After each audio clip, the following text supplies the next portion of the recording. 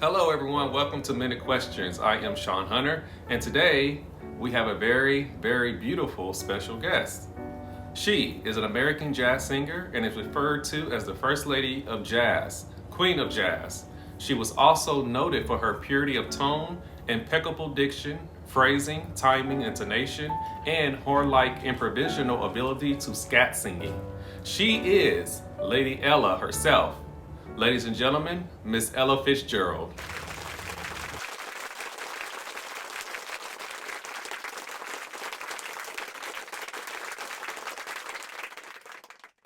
I just want to thank you for giving me this opportunity. I really appreciate it. I was raised to have respect for my elders. I would love to call you Miss Fitzgerald, but it has been said that you love it when people, especially the fans, just simply call you Ella. I just want to say I love you deeply, and I am one of your biggest fans, and I am honored to have this moment with you. Thank you, sweetheart, and I love you dearly, and I love the people who call me Ella because I feel so close to them. Now, we're going to start off by doing something different. I've never done this before, so we're just going to simply play a game called Minute Questions, and you just fill in the blank. So I'm just going to ask you a question, and you can just respond to how it best fits for you. So, if you wasn't a jazz singer, what other profession would you consider? Something associated with children. I love children. I love anything connected with doing something with children. I probably wished I had been a teacher or something like that. Do you have any children? I have one son, and thank you for asking because now I'm a grandmother. And I didn't know that until I came out of the hospital. Now, is this a grandson or a granddaughter? Alice. I call her Alicia. Oh, okay, that's a nice name. Well, her name isn't Alicia. Her name is Alice, but I call her Alicia. Okay. The song I like best to perform is? Tisket a Tasket. I say that because that's the one that made me famous. You don't like doing it anymore? Oh, yes, we get many requests for it, but nowadays I think the one that is more popular, that has become more popular than that, is Mac the Knife. But then after I heard them say something about Mac the Knife was bad, had suggestive words, lyrics, I stopped singing it. You don't like doing it anymore? Once in a while, yeah. Now, do you apologize to the fans when you perform it? No, but something happened, and with an incident in, I guess you've been reading the papers where some kind of incident happened with some fella, and for some reason they associated Mac the Knife with the incident, and it kind of made me feel self-conscious singing Mac the Knife, so I stopped trying to sing it. Favorite song by someone else is? One of my favorites is Miss Sarah Vaughan singing The Nearness of You. The person that most influenced me in my career was, or is? Well, I'd have to say two people. First one was the late Chick Webb, and the second was Norman Granz. Did you feel like they molded your professional career? Yes. I feel that Chick Webb did because that's who I started with. After I won the amateur contest, I went with the band, and he took me over, and from there, and when Chick Webb died, and we stayed with the band, but the band disbanded, and then when I went with Norman Granz, he saw something that I guess nobody else saw. He felt that I should be doing more than just jazz tunes, and he put me on numbers like the Cole Porter and the Rodgers and Hart and the Gershwins, which was like being reborn. And that's why I always feel very grateful. When people call me a legend, it makes me feel. I feel like saying thank you. I'm grateful. I thank God, and I thank God for the people who have loved and stayed with me through these years. When it comes to amazing performances, I remember most is. I remember a special performance we did at the White House, and the Queen of England was there, and I couldn't eat after because all I could do was look at the tiara she had on, and all I could just see was the diamonds, and she had the most beautiful smile. And I always remember that I just looked, everybody was eating my food, and all I was doing was just looking at her. I was just letting them eat everything. I didn't care. I just was looking at this lady with this beautiful, warm smile. Now, do you remember who was the president during that time? I think it was Carter. I believe it was Carter when we had this performance. If I'm not mistaken now. I hope I'm right now. If I had to relive my life over, I would change. I don't think I'd change anything because through my life, what has happened, I've learned. And as you say, you grow. And maybe if I'd had it too easy, I would not have appreciated the things that have happened. The best years of my life is. Right now, to think that I can look back and think of the things that happened, and to think that people still love what I do, and so much has been accomplished, and watch so many young people and young talent come up and just say, well, gee, isn't this beautiful to just look around and just see all of this new talent coming up and think of the future they have. Now, the new artists that are out now, who do you like? There's so many. They come up so fast, and there's so many. There's your Tina Turners.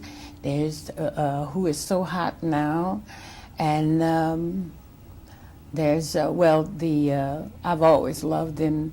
The brothers that did the. Oh, the Jackson 5. And I take it you like Michael. Yes, Jackson I love himself, Michael. right? I love Michael because Michael has such a beautiful reputation, and there's so many of the young ones who are doing so many good things. They say there's so many that are bad, but I don't see it that way. The years that was difficult was.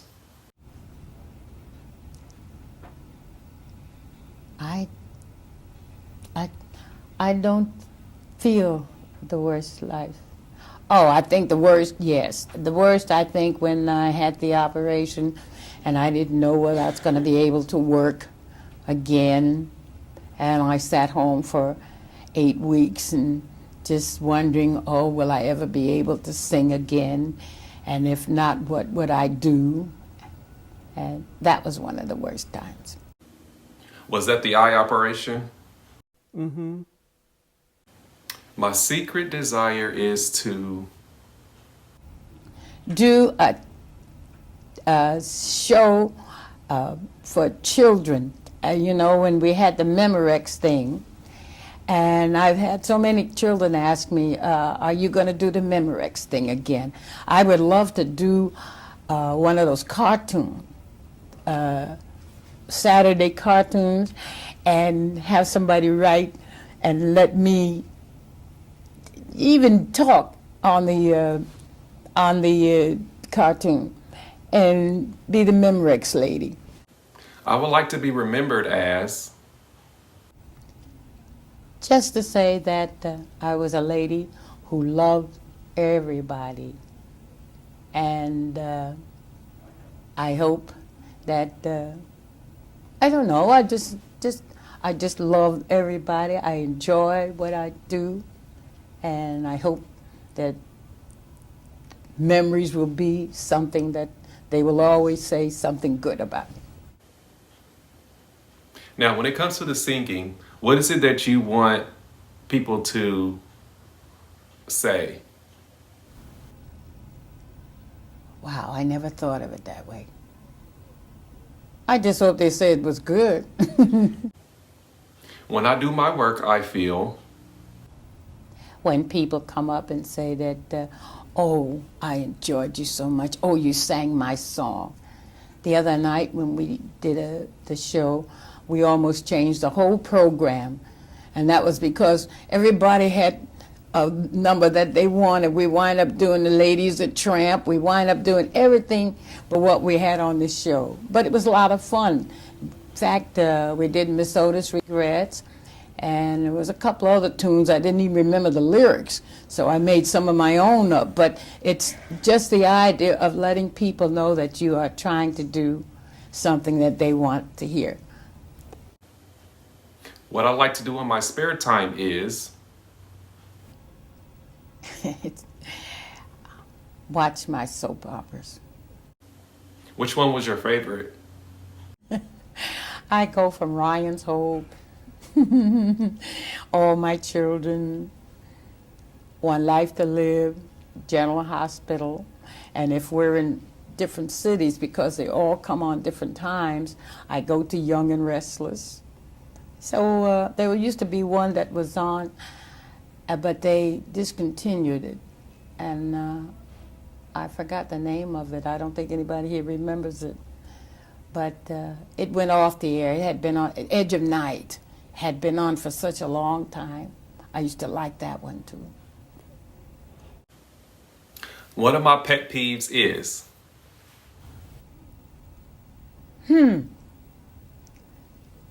What bugs me? I try not to let anything bug me. I try not to. I have a cousin who taught me one thing. She used to tell me, I used to get angry when I see people looking at me or smiling or giggling, and I'd think they were talking about me, and I'd get angry. And she used to tell me, said, don't ever be like that. Smile. You never know. They might be saying something nice about you. So I always try to have that smile regardless, and try not to let anything bug me, because I feel if you do, it either brings your pressure up or it makes you unhappy, and then I can't concentrate. So I try to just let it go. Okay, Miss Ella, here's the last set of questions to the game. My biggest thing I like to shop for is... Boy, you caught me that one. Let me see, what is my biggest extravagant? Women buying pocketbooks and shoes. I'm a glutton for pocketbooks and shoes. I have my gowns made, so I like to try to have as many of those as I can, but I think it's mostly pocketbooks and shoes. Do you know how many you have, and do you wear them all? No. No, I don't think any woman. I think most women are like that. For some reason, we all seem to go for shoes. And we always say, oh, I could use that pair of shoes with a certain dress. And sometimes you never put the dress on, or you never even think about the shoes when you have the dress. And I just see a pair of shoes that I think I would like, and I said that would go with certain dress. And then when I get the shoes, I forget about the dress. Wow. All right. I just want to say thank you very much for inspiring us with all you have done. Your legacy will continue to live on now and forever. Just want to say thank you very much. It has been a pleasure. Thank you, dear, and it's been a pleasure once again, and I loved your questions. And may I just take this time to say thanks to some of my friends who are from this part of the country who wrote to me when I was in the hospital. This was a good way to help me without trying to answer each letter. Thank you so much. I love you too. All right, everyone. That concludes our interview with Miss Ella Fitzgerald. You all have a very nice day. Remember, take care of yourself and each other. Bye-bye.